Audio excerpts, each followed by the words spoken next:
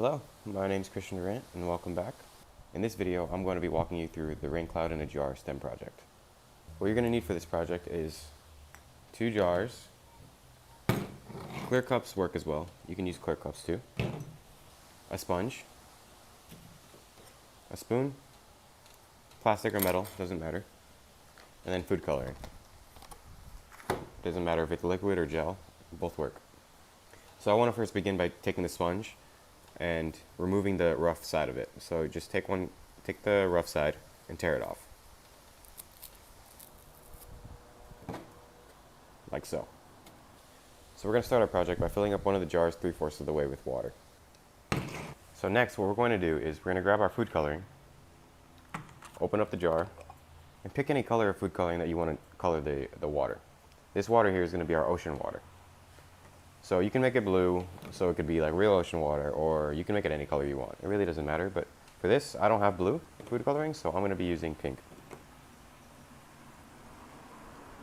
Now take your food coloring and put it in. It doesn't matter if it's gel or liquid food coloring, both work perfectly fine. Then use your spoon to mix the food coloring in the water. And once you're done mixing your food coloring in the water, you can set your spoon to the side, and you can also set the food coloring to the side. Now, grab your other jar and grab your sponge, open up the jar, and put the sponge on top of your clear jar. It could be a jar or a clear cup, it doesn't matter. As long as you can see through it, it's completely fine. This sponge here is going to act as our cloud. This is our ocean water. We're going to demonstrate how real rain works by pouring water onto this sponge, or our cloud here.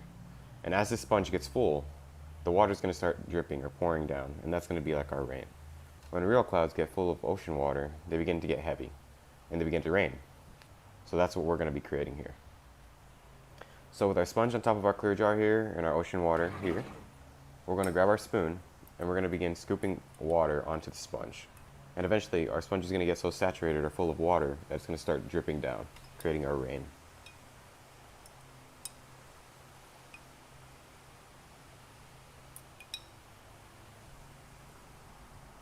Oh, and we got our first drops there, our first drops of rain. Pay attention to how much water your sponge can hold before it starts to drip. It'll be like how much ocean water clouds can hold before it begins to rain.